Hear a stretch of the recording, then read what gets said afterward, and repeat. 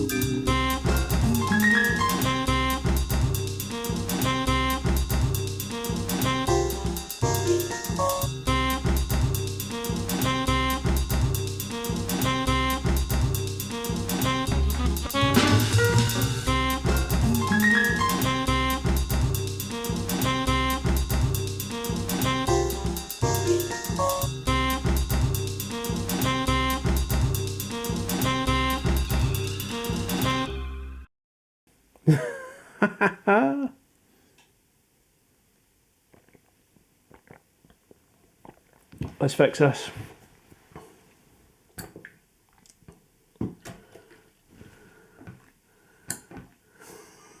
That looks cool. There you go. So what have we got? We have got a need for Citra is what we've got here. After all those crazy amounts of lager brew days, we needed some sort of pale ale citrus banger, and that's exactly what we've got here. We've taken the vacant, we've knocked it up, and we've added Citra, and effectively made it a pale, I believe. Yes, it is a pale. Anyway, so there's new taps fitted, as you can see, to the Kegorator, which makes it all that more enjoyable in this room to serve up beer. Makes it an awesome kind of new, well, it makes it a really nice place to come, do your Zoom brew days and chat with your mates on Zoom, and you know where it is these days, but also to enjoy some amazing homebrew. So let's get into the beer first, and then I'll give you the recipe. Alright, so stick about till the end where you can hear about that, so you can try brewing this one yourself. Now, oh, citrus, loveliness on the nose. It's just that kind of, you know, Citra. It's interesting because I've not done a Citra kind of smash. It's not a smash as such, where it's a single hop. Sorry, it is a single hop. It's Citra all the way through, but it's not multiple malt. What am I saying?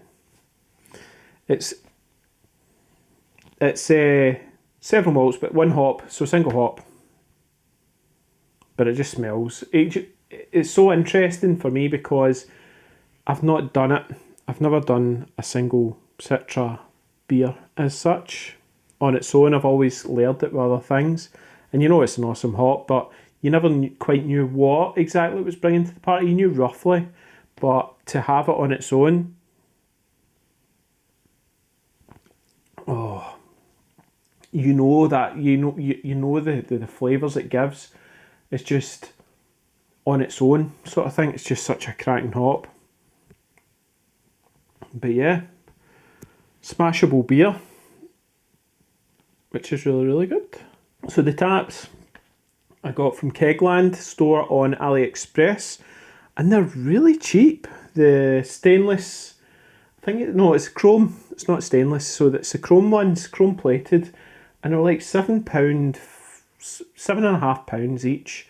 Plus, then because I bulk bought them with the shipping as well, but they were buttons. And then I also got some of the EVA barrier beer line, which is a 5/16 beer line, which is really, really cool because it's dead flexible. So I really like that stuff for making off all the kind of termination, because it's not like the kind of standard barrier line where your gas and stuff is quite rigid. That stuff's really, really nice. It's dead easy to work with, and that's what I've also done all my gas lines with. I'll show you those if you want to. Yeah, you can see just now. So all the gas lines have all been done with that same tubing, and then I've got the little mini regulators as well. So that's cool. That allows me to set all different individual PSIs and that. So let's go through the recipe. So this was the first time I used Pop's Pale Ale malt, which is by the Crafty Maltsters. So check them out. It's a really nice, I'm finding it's a really nice kind of clean, nice sweetness to it type of malt. It's really, really nice. And I think it really does, it will suit kind of throwing hops at it, that sort of thing. It's yeah, really like it actually in this. So there was 2.7 kilos of that, and then of course there's got to be the white wheat. I put 510 grams of that in this one, and then 60 grams of Cara Gold. And then hops was all Citra. So we've got 4 grams of Citra at 60, and then Whirlpool is 90 grams of Citra at 80 degrees usuals. Then 60 grams of Citra in the dry hop for a total of 5 days, and another 60 grams of Citra for a total of 3 days, so that's 2 days after the initial dry hop. And then it's a cold crash and done. There was half a teaspoon of yeast nutrient in this as well, and I think I've got down here 3 grams of calcium chloride, 2.8 of Epsom and 2.8 of gypsum. That's grams. And yeah, original gravity came out at 1041, and the final gravity was 1.0035. I'm finding I'm getting a really kind of dry finish on some of the USO5s, so I don't know what's going on there, to be honest. It's just a bit weird, but with this beer, I think maybe it's the wheat as well, kind of dries things out. Ended up 4.9%, which is not bad indeed. So I've called it Need for Citra because it's a lot of Citra, and I need it because the amount of lagers has been insane, isn't it? So yeah,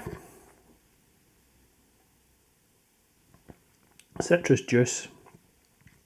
It's got a nice kind of wheat sort of flavour to it as well that I'm getting through all the kind of wheat beers with that citrus finish.